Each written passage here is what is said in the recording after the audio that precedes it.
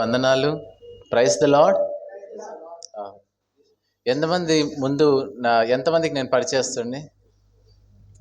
ఎంతమందికి నా రక్షణ సాక్ష్యం తెలుసు? కాస్త చేతులు పై వరకు ఎత్తండి. ఒకవేళ మీ చేయి నొప్పిగా ఉంటే కూడా దేవుడు ఇప్పుడే బాగా చేసేస్తాడు, చక్కగా ఎత్తండి.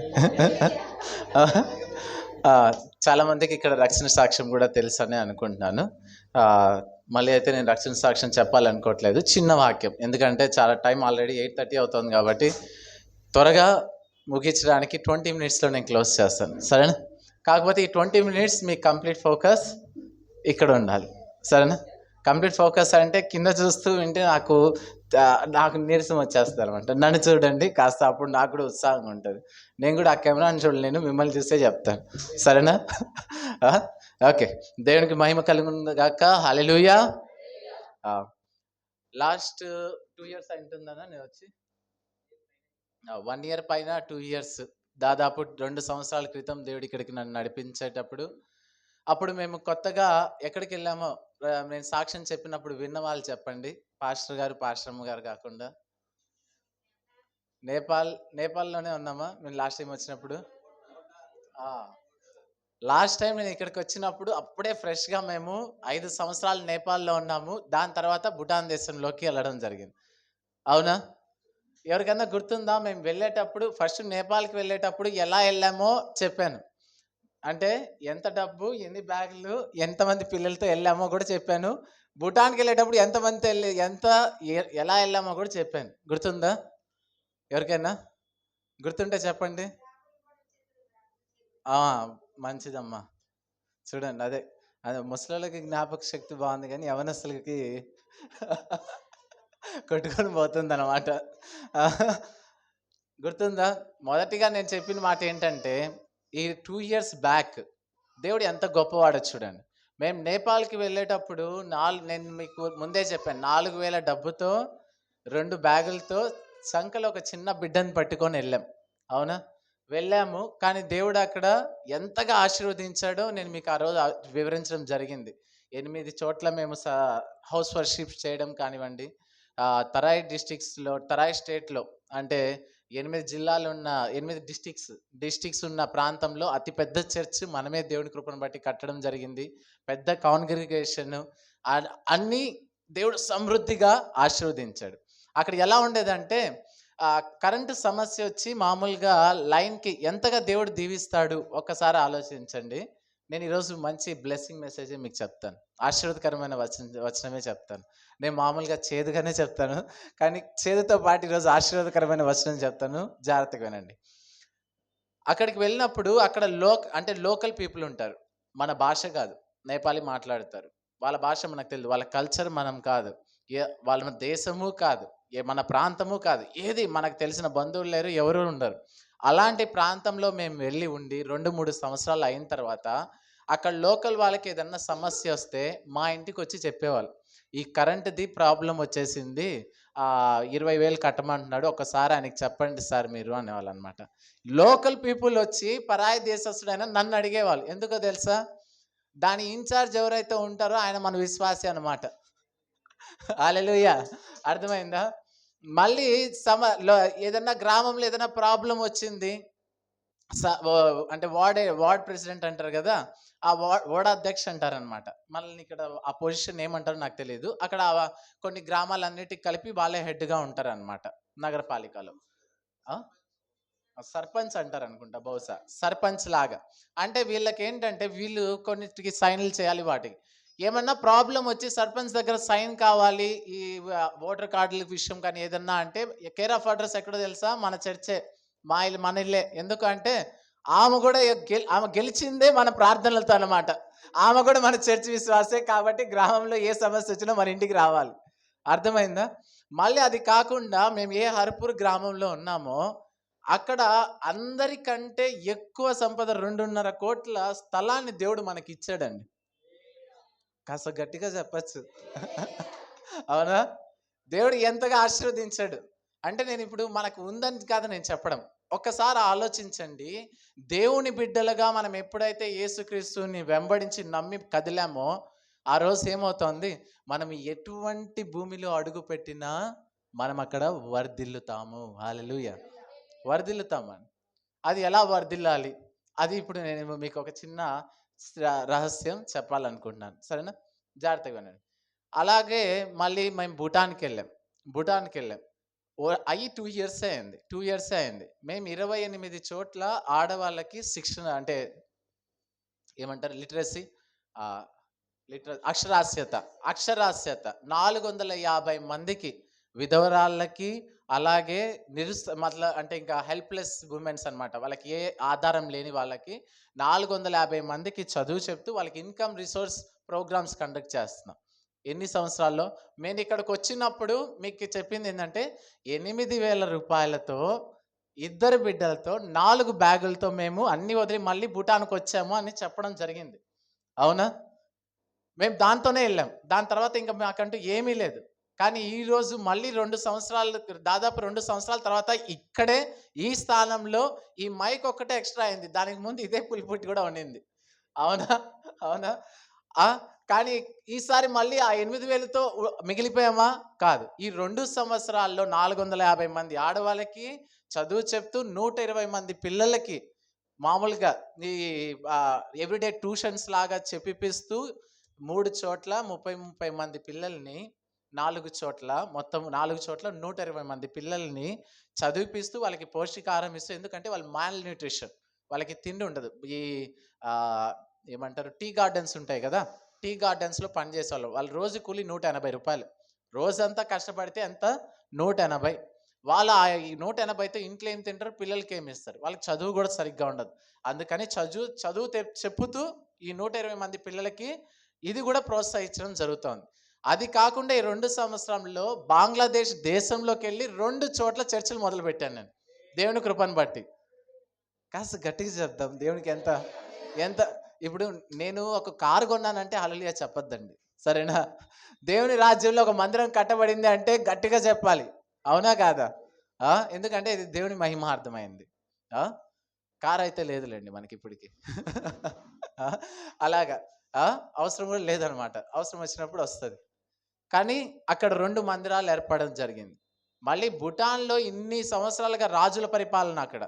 సేవే జరగలేని చోట ఇప్పటికి 42 మంది దేవునిలోకి తీసుకొచ్చి ఈరోజు బైబిల్ కాలేజ్ నడిపిస్తూ ఉన్నాం. అంటే మేము ఎళ్ళింది ఎలా వెళ్ళాము, కానీ ఈరోజు దేవుడు ఎలా నిలబెట్టాడు. నా జీవితంలో నేను చూస్తున్నది ఇది ఒక పెద్ద దేవుని కృప ఏంటో తెలుసా అండి? మేము దేశాలు విడిచి ఏ ప్రాంతంలోకెళ్ళి అడుగుపెట్టినా అక్కడ ఉన్న వాళ్ళ కంటే 100 రెట్లుగా దేవుడు మమ్మల్ని ఆశీర్వదిస్తూ వర్ధిల్లు చేస్తున్నాడు. ఒక క్రైస్తవులకున్న ఆశీర్వాదం ఇది. వాగ్దానం అనొచ్చు. Promise. It's a promise for us. ఒక బిలీవర్‌కి దేవుడిని నమ్ముకున్న వ్యక్తికి వారు ఏ స్థితిలో ఉన్నా మీకు నా రక్షణ సాక్ష్యం తెలిసిన వాళ్ళకి బాగా తెలుసు. మరి అన్నకి, అక్కకైతే ఇంకా బాగా తెలుసు. నేను ఏ స్థితిలోంచి దేవుడు నన్ను లేవనెత్తాడు, ఎలా కాపాడుకున్నాడు. నేను జైల్‌లో ఉండేటప్పుడు గూడా వీళ్ళు గూడా ప్రార్థనలు చేశారు. అలాంటి స్థితిలో ఉన్నప్పుడు నన్ను దేవుడు లేవనెత్తి ఈరోజు ఎక్కడికెళ్ళినా, ఏ దేశంకెళ్ళినా మనదే. ఆమేన్. అంతే. అక్కడ దేవుడు ఏం చేస్తున్నాడంటే, అక్కడ లోకల్ పీపుల్‌ని కూడా మనల్ని ఆశ్రయించే విధంగా దేవుడు మనల్ని నిలబెడుతున్నాడండి. అటువంటి శ్రేష్టమైన దేవుడిని నమ్ముకున్న మనము ఒకసారి ఆలోచించాలి ప్రతిసారి. ఇప్పుడు 10 సంవత్సరాల క్రితం ఎలాగున్నానో నేను ఈరోజు అలానే ఉన్నానంటే, ఏదో కాస్త తేడా. అవునా? నువ్వు ఉంటున్న స్థానంలో నువ్వు వర్ధిల్లబడుతున్నావా? నీ ఏరియాలో, నువ్వు చేస్తున్న వృత్తిలో, చేస్తున్న పనిలో వర్ధిల్లబడుతున్నావా? నేనిప్పుడు ఎంత గర్వంగా చెప్పుకొని ఎవరన్నా వింటే బయట వాళ్ళు, ఈ మనిషికి ఎంత గర్వం ఇటు మాట్లాడుతున్నాడు అనుకుంటారు. కానీ నేను గర్వమో ఏదైనా సరే నేను చెప్తా. ఎందుకంటే ఇది చేసింది నేను నా ప్రయాస, నా వల్లనో లేకపోతే నా సొంత డబ్బులతో కాదు. ఎలాగా? కేవలం దేవుని కృపతో. కాబట్టి నేను గర్వమైనా అనుకోని, అహంకారమైనా అనుకోండి, నేను దాని అందే అతిశయిస్తాను. ఎందుకంటే ఇది దేవుని కార్యం. ఆయన నా జీవితంలో చేసిన గొప్ప కార్యం. అవునా? అవునా కాదా? అవునండి. మీరొక్కసారి ఆలోచించండి. నేను ఒక క్లుప్తంగా ఒక ఇద్దరి జీవితాలను మీ ముందర పెడతాను. మనము అలా వర్ధిల్లుతూ దేవునిలో జీవించాలంటే ఏం చేయాలి అన్నది. ర సెకండ్ క్రానికల్స్ 2వ దినవృత్తాంతములు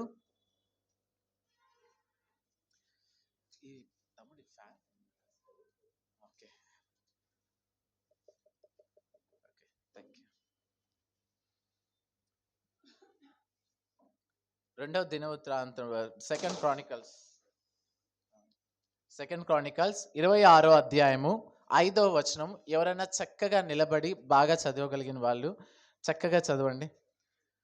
మళ్ళీ ఇంకొక ఆశీర్వాదం దీనికి ముందు చెప్తాను. నేను వచ్చేటప్పుడు చాలా ఒంటరిగా ఫీల్ అయ్యానండి. అంటే అంటే ఒక్కడే ఇప్పుడు వారం పాటలు నాకు వైజాగ్లో, విజయవాడలో, జమ్మలమడుగులో, తిరుపతిలో, కాకినాడలో మీటింగ్స్ ఉన్నాయి. ఒక్కడనే తిరగాలి అనేసి బాధపడతా ఇక్కడికి దిగేటప్పుడు కూడా చాలా ఒంటరిగా ఫీల్ అయ్యాను. అక్కడి నుంచి ఇక్కడికి వచ్చే లోపల దేవుడు నాకు ఒక తమ్ముడిని ఇచ్చాడండి. హల్లెలూయా.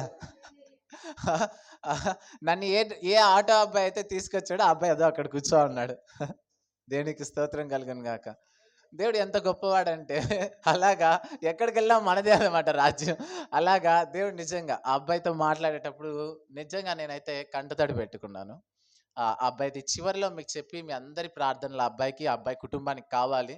అందుకనే నేను తీసుకురావడం జరిగింది. చివరిలో నేను ఆ అబ్బాయి గురించి చెప్తాను.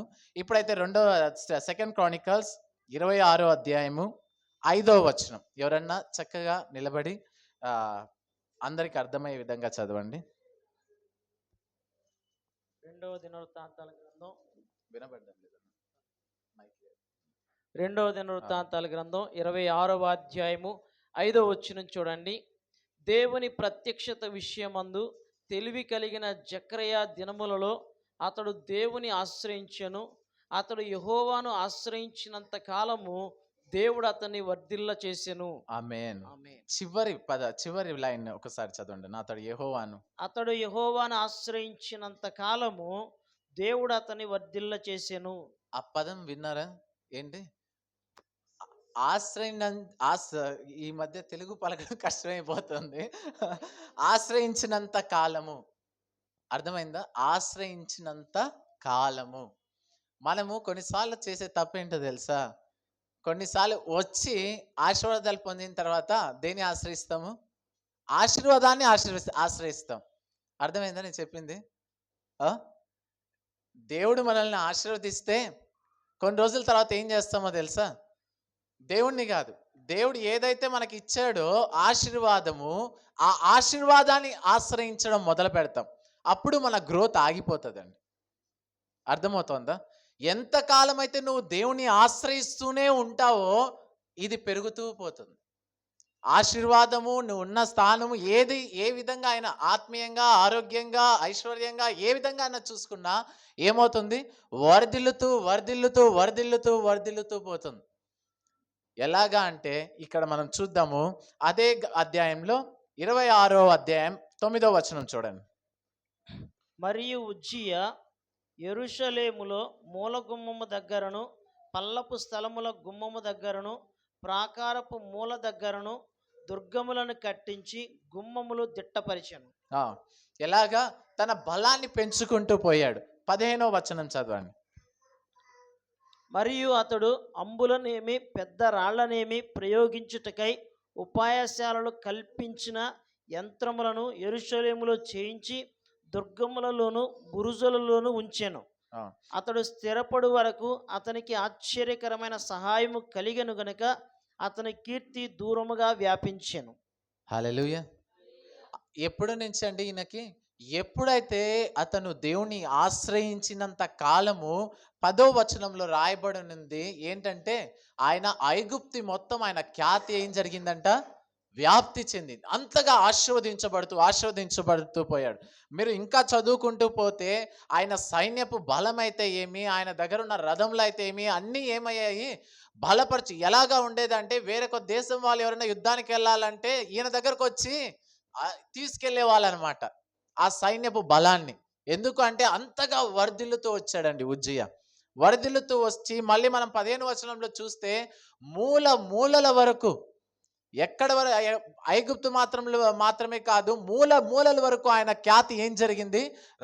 రాజ్యాల్లో ఆయన ఖ్యాతి వర్ధిల్లుతూ పోయింది. ఎప్పుడు దాకా వర్ధిల్లింది? ఆశ్రయించినంత కాలం. చెప్పండి. దేవుని ఆశ్రయించినంత కాలము ఏమయ్యాడు? వర్ధిల్లుతూ తను ఉన్న చోట, తన గ్రామంలో, తన దేశంలో, వేరొక దేశంలో, పరాయి దేశంలో మూలల వరకు కూడా ఆయన ఖ్యాతి ఏం జరిగింది? వర్ధిల్లుతూ పోయింది. ఆశీర్వాదము, ఆరోగ్యపరంగా ప్రతి విషయంలోనూ ఆయనకి ఏం జరిగాడు? వర్ధిల్లుతూ పోయాడు. కారణం ఒక్కటే ఏంటి? దేవుణ్ణి ఆశ్రయించినంత కాలము. ఆశ్రయించినందుకు అనట్లేదు నేను, బైబిల్లో కూడా రాయబడింది ఏంది? ఆశ్రయించినంత కాలము వర్ధిల్లుతూ పోయాడండి. మరి 16 వచనం ఒకసారి చూసుకుందాము, ఏం జరిగింది?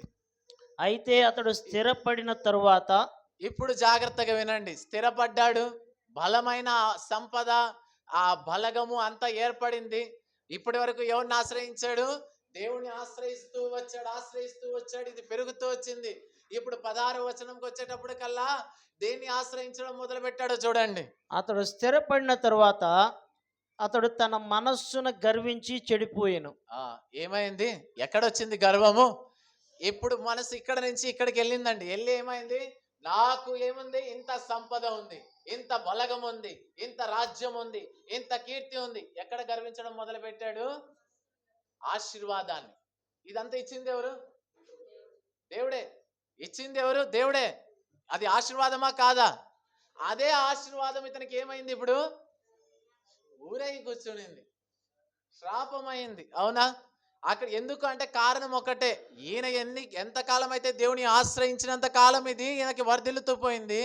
ఎప్పుడైతే ఈయన దీన్ని వదిలి దేవుణ్ణి వదిలి ఆశీర్వాదం ఇచ్చిన దేవుణ్ణి వదిలి ఆశీర్వాదాన్ని పట్టుకున్నాడో ఏం జరిగిందంటే చూడండి, చివరిగా 26వ అధ్యాయము 21వ వచనం. 21వ వచనం. రాజైన ఉజ్జియా తన మరణ దినము వరకు కుష్ఠిరోగి అయి ఉండెను. చాలండి, చాలు. అర్థమైందా? ఎలా చనిపోయాడంట? ఇంకా దానికి కొంచెం చదవండి, ఇంకొంచెం చదవండి. కుష్ఠరోగి అయి యెహోవా మందిరంలోనికి పోకుండా ప్రత్యేకింపబడిను. అర్థమైందా? కనీసం మందిరంలోకి అడుగు పట్టే అర్హత కూడా కోల్పోయాడు. దేవుని సన్నిధిలో నిలబడే అర్హత కూడా లేకుండా దేవునికి దూరం అయ్యాడు. ఏమైంది? కుష్టి రోగం వచ్చి దానికంటూ ఏమీ లేకుండా చివరిగా ఆ రోగముతోనే మరణించాడండి. ఇంతగా దేవుడు వర్ధిల్ల చేసిన దేవుడు ఒక్కసారిగా ఆయన పడిపోవడానికి కారణం ఏంటో తెలుసా? దేవుడుని ఆశ్రయించినంత కాలం ఆశీర్వదించబడ్డాడు, వర్ధిల్లుతూ వచ్చాడు. ఎప్పుడైతే దేవుణ్ణి వదిలేసి ఆశీర్వాదాన్ని పట్టుకున్నాడో ఆగిపోయింది. ఆగిపోవడమే కాదు, మన అశుభ వచనాలు ఎందుకు అని చెప్పట్లేదు, ఏమయ్యాడో పతనం అన్నమాట. ఇంకా ఈరోజు మనము వర్ధిల్లుతూ అంటే ఇప్పుడు 2 సంవత్సరాల క్రితం ఎలా ఉన్నానో ఈరోజు అలానే ఉన్నాను అని మీ జీవితాల్లో అనుకుంటే ఎక్కడో ఏదో కారణం ఉంటుంది. ఎందుకు వర్ధిల్లడం లేదు? మనము అంతకంతకు ఎందుకు ఆశీర్వదించబడడం లేదు? అంటే ఆశీర్వాదాలే జీవితమా అంటే కాదు, ఖచ్చితంగా కాదు. ఏ ఆశీర్వాదం లేకపోతే బతకలేమా? దేవుడు కావాలా, ఆశీర్వాదాలు కావాలా? దేవుడు ఉంటే ఆశీర్వాదం కూడా ఉంటుందండి. అదే లాజిక్. అర్థమైందా? అవునా? ఇది కానీ నేను క్లుప్తంగా ముగిస్తాను. దానియేలు గ్రంథంలో మనం చూస్తాం, మీ అందరికీ తెలుసు, చదవాల్సిన అవసరం లేదు, నేను చెప్పుకుంటూ వెళ్ళిపోతాను. అందరికి తెలిసిన కథ కాబట్టి, కథ కాదు సాక్ష్యం కాబట్టి, సరేనా? దానియేలులో మనం చూసినట్లయితే మొదటి విడతలో తీసుకెళ్లారు. అవునా? దానియేలుని కొంతమంది షడ్రకు మెషకు అబేద్నెగోని కొంతమందిని తీసుకెళ్లడం జరిగింది. ఎలా తీసుకెళ్లారు? రథం మీద ఎక్కించుకొని ఊరేగించుతూ తాళాలతోనూ తీసుకెళ్లారా? ఎలా తీసుకెళ్లారు? కొట్టుకుంటూ ఈడ్చుకుంటూ సంఖ్యలు వేసుకొని లాక్కొని వెళ్ళారండి బందీలుగా. అవునా? వెళ్ళిన తర్వాత అక్కడ ఏం జరిగింది? ఎంతగా ఆశీర్వదించబడ్డారు? మొత్తం నేను చెప్పాలనుకోవట్లేదు, క్లుప్తంగా అందరికీ తెలిసిందే. ఏంటి ఎంతగా ఆశీర్వదించబడ్డారంటే ఒక వచనం చదవండి, 2వ అధ్యాయము 49వ వచనం చదవండి. ఒక మాటలో తెలుస్తుంది మీకు అర్థం అవడానికి. వీళ్ళు కూడా ఎన్ని పరిస్థితులు వచ్చినా వీళ్ళని ఎవరిని ఆశ్రయిస్తూ వచ్చారండి? దేవుణ్ణి ఆశ్రయిస్తూ వచ్చారు. దేవుడు వీళ్ళని ఎంతగా ఆశీర్వదించాడో చూడండి. అప్పుడు 2వ అధ్యాయము 49వ వచనము. దానియేలు రాజునొద్ద మనవి చేసుకొనగా రాజు షడ్రక్ మేషక్ అబేద్నెగో అని వారిని బబులోను సంస్థానం మీద విచారణకర్తలుగా నియమించెను. అయితే దానియేలు రాజు సన్నిధిని ఉండెను. హల్లెలూయా. ఎలా వెళ్ళారు? ఏడవబడుతూ కొట్టుకుంటూ చెరసాల్లోకి వెళ్ళిన వ్యక్తులు ఎలా ఆశీర్వదించబడ్డారండి? కారణం ఒకటే, ఏ స్థితి వచ్చినా అయ్యా ఇది మాకొద్దు, మాకంటూ కొన్ని పద్ధతులు ఉన్నాయి, మేము వాటినే అనుసరిస్తాం. మాకంటూ ఒక ధర్మశాస్త్రం ఉంది, మా దేవుడు చెప్పిన మాట ఒకటి ఉంది, దాన్నే మేము వెంబడిస్తామని నిలబడ్డారని ఏమయ్యారు? వర్ధిల్లుతూ పోయారు, వర్ధిల్లుతూ పోయారు. ఎంతగా వర్ధిల్లారు? వాళ్ళకి ధన సంపదలు అయితే ఏమి, ఉండడానికి రాజు యొక్క దర్బారులో నివసించడానికైతే ఏమి, ఆ స్థానంలో ఉన్న వాళ్ళకి ఇంకేం ఉండవా? అన్ని సర్వము ఇస్తారు. ఎందుకంటే అధికారికి ఈ హోదా లేకపోతే ఎవడన్నా విలువ ఇస్తాడా? కాబట్టి రాజు అన్ని అతనికి ఏంటి, ఏమంటారు, గోల్డ్, ఆ బంగారం అయితే ఏమి, అన్ని విషయాల్లో ధన సంపదలు అయితే ఏమి, తినడానికి ఆహారము, ఉండడానికి, వెళ్ళడానికి, రావడానికి అప్పట్లో రథాలు, అన్ని మంచిగా, ఎలాగా మామూలు జనాంగం లాగా కాదు. ఎలా వెళ్ళారు? వేరొక దేశంలో, బబులోను దేశంలో చెరసాలలోకి బందీలుగా వెళ్ళిన వ్యక్తులు, బానిసలుగా వెళ్ళిన వ్యక్తులు, అక్కడ ఉన్న అక్కడ ఉన్న లోకల్ పీపుల్ ఎవరైతే వాళ్ళందరి మీద, అలాగే అక్కడ ఉన్న దర్బారులో పనిచేసే వాళ్ళ మీద కూడా ఎలాగా అధికారంలో నిలబడి వాళ్ళని శాసించే స్థానంలో దేవుడు పెట్టాడండి. హల్లెలూయా. కారణం ఒకటే ఏంటి? ఏ స్థితిలో అయినా వాళ్ళు ఏం చేస్తూ వచ్చారు?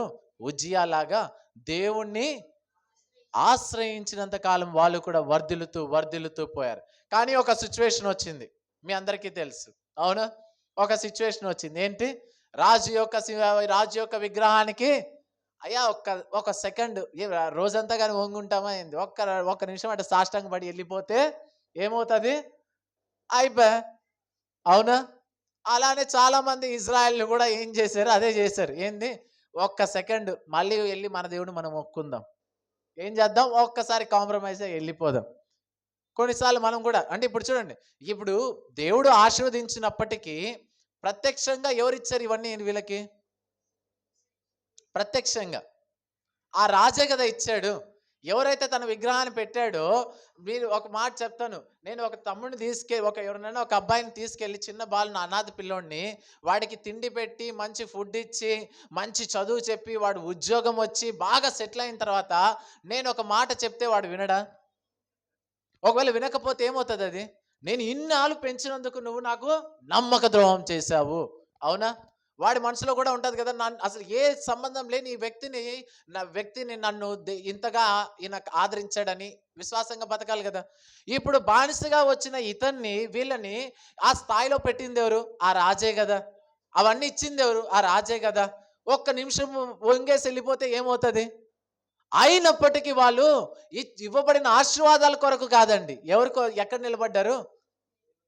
దేవుణ్ణే ఆశ్రయించారు. ఉజ్జియా చేసిన తప్పు, వీళ్ళు చేసిన కరెక్ట్ ఏంటో తెలుసా? ఏ స్థితిలో అయినా అప్పుడు ఒక సింపతి ఉంటుంది కదా, మామూలుగా ఎమోషనల్ బ్లాక్మెయిల్ టైప్లో.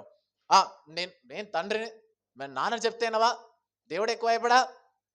అవును, అవును, అది తల్లైనా, తండ్రి అయినా, భార్య అయినా, బిడ్డ అయినా దేవుడే ఎక్కువ.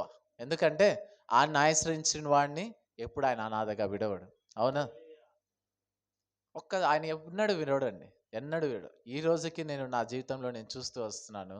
ఒకప్పట్లో సమాజంలోనూ వెధవగా, తల్లిదండ్రులు ఎదుట వెధవగా, అందరి ఎదుట ఒక దేనికి పనికి రాని వాడిగా దూషించబడుతూ తిరుగుతున్న నన్ను ఈరోజు దేవుడు ఎలా నిలబెట్టాడో మీకు తెలుసు. అంతకు మించి దేవుడు నా జీవితంలో ఏం చేస్తున్నాడో నాకు బాగా తెలుసు, అవునా? ఇక్కడ వీళ్ళు చివరిగా ఒక మాట చదివిపించి నేను ముగిస్తాను. 3వ అధ్యాయం, దానియేలు గ్రంథము 3వ అధ్యాయం 16వ వచనం చూడండి. నేను ముగిస్తాను, 2 నిమిషాల్లో ముగిస్తాను, త్వరగా చూడండి. 3వ అధ్యాయము 16వ వచనం. వీళ్ళు సమస్య వచ్చినప్పుడు ఒక మాట అంటున్నారు. ఇప్పుడు అక్కడ పరిస్థితి ఏంటంటే, వీళ్ళు కానీ ఆయనకి రాజు యొక్క మాట అంగీకరించకపోతే వేసుకుంటే బట్టల దగ్గర నుంచి అన్ని ఎవరు ఇచ్చారండి? రాజే ఇచ్చాడు. మొత్తం ఇదిగో ఆ నగలు తీసేయి, ఆ బట్టలు తీసేయి, ఆ రథం ఇచ్చేయి, నువ్వు ఉన్న ఇల్లు ఖాళీ చేయి, అంతే కదా కాదా? ఆయన ఏమైనా దేవుడా పర్లేదు బాబు, నువ్వు ఏం చేసినా పర్లే, అవన్నీ నువ్వు తీసుకో అంటాడా? మొత్తం ఇచ్చేయి, తాళాలు ఇచ్చేయి, ఇంటి తాళాలు ఇచ్చేయి, అవునా? ఆ కార్ కీస్, రథం ఏదో అది కూడా ఇచ్చేయి. అక్కడికి వదిలేసాడా? లేదు, అక్కడికి వదిలేదు కూడా కాదు. ఎక్కడ? అగ్నిలో వేయబడతారు. ఆ స్థితి అన్నమాట. కానీ వాళ్ళు ఎంత చక్కగా ఒక మాట అంటున్నారో తెలుసా? ఇదిగో ఈ ఏదైతే వాళ్ళు ఆశీర్వాదంగా అనుకున్న దేవుడు ఎలాగైతే ఆశీర్వదించాడో, ఇచ్చిన పదవి పోని, సంపద పోని, ఆ అర్హత పోని, ఆఖరికి ప్రాణము పోయినా పర్లేదు, వి డోంట్ కాంప్రమైజ్. మేము మా దేవుణ్ణి ఆశ్రయిస్తాం. ఒక చదవండి 3వ అధ్యాయము 16వ వచనం. షడ్రక్ను మేషాకును అబేద్నెగోయు రాజుతో ఇలాగు చెప్పిరి, నెబుకద్నెజరు ఇందును గూర్చి మీకు ప్రత్యుత్తరం ఇయ్యవలనన్న చింత మాకు లేదు. మేము సేవించుచున్న దేవుడు మండుచున్న వేడిమి గల ఈ అగ్నిగుండములో నుండి మమ్మను తప్పించి రక్షించుటకు సమర్థుడు. మరియు నీ వశమున పడకుండా ఆయన మమ్మను రక్షించును. ఒకవేళ ఆయన రక్షింపకపోయినను, రాజా నీ దేవతలను మేము పూజింపమనియు నీవు నిలువబెట్టించిన బంగారు ప్రతిమకు నమస్కరింపమనియు తెలుసుకునుము. గట్టిగా హల్లెలూయా చెప్దామా? ఆ స్థానంలో ఉన్న ఆశీర్వాదాలన్నీ పోని, నువ్వు ఇచ్చిన ఇల్లు పోని, నేను రోడ్డు మీదకి రాని, నా ప్రాణం పోని, కానీ ఏ దేవుడైతే ఇచ్చాడో ఆయన్ని మాత్రం నేను ఆశ్రయించకుండా విడవనని ఎప్పుడైతే అన్నాడో, తర్వాత దేవుడు విడిచిపెట్టాడా? విడవలేదండి. తర్వాత తీసుకెళ్ళి ఏం చేశారు? 7 రెట్లు ఇంకా పెంచి అగ్నిలో వేశారు. చివరిగా వాళ్ళని ఆ అగ్ని ఏం చెయ్యలేకపోయింది. వాళ్ళు బయటికి రావడానికి, ఏ రాజు అయితే నా విగ్రహం ఎదుట మోకరెళ్ళి సాష్టాంగ పడమన్నాడో ఆయనే సాష్టాంగ పడి అంటున్నాడు. చదవండి ఒక్క మాట చివరిగా 3వ అధ్యాయం 30వ వచనం. 30వ వచనం 30 చదవండి. ఇది ఒక్కటి చదివి మనం ముగించుకుందాము. అంతటా నుండి రాజు షడ్రకు మేషకు అబేద్నెగోను వారిని బబులోను సంస్థానంలో హెచ్చించనండి. అప్పటి వరకు ఉన్నది ఇప్పుడు ఏం జరిగింది? ఒకటి వరకు సంపద, అర్హత, అన్ని సౌభాగ్యం అన్నీ ఒకటి వచ్చున్నాయి. ఇప్పుడు పొజిషన్ వచ్చింది, ఎవరిని ఆశ్రయించాలి? వీళ్ళు ఇవన్నీ పోనివ్వు, కానీ ఏం చేయాలా? నేను దేవుణ్ణి ఆశ్రయిస్తానని ఎప్పుడైతే వీళ్ళు నిలబడ్డారో అది ఏమైంది? రెండింతలుగా బలపడి మళ్ళీ వర్ధిల్లడమే మొదలు పెట్టారండి. హల్లెలూయా. ఎంతకాలం అయితే మనం దేవుని ఆశ్రయిస్తూనే ఉంటామో మనం వర్ధిల్లుతూ పోతాం. ఇస్సాకును చూడండి. ఇస్సాకు వెళ్ళి ఐగుప్తులో కూర్చొని ఆయన వర్ధిల్లుతూ పోతూ ఉంటే రాజు వచ్చి అన్నాడు, ఇంకొన్ని రోజులు అయితే నువ్వు నా ప్లేస్లోకి వస్తావు, దయచేసి వెళ్ళిపో నాయన ఇక్కడి నుంచి అని చక్కగా సన్మానం చేసి మరి అక్కడి నుంచి పంపించాల్సిన పరిస్థితి అన్నమాట. అవునా?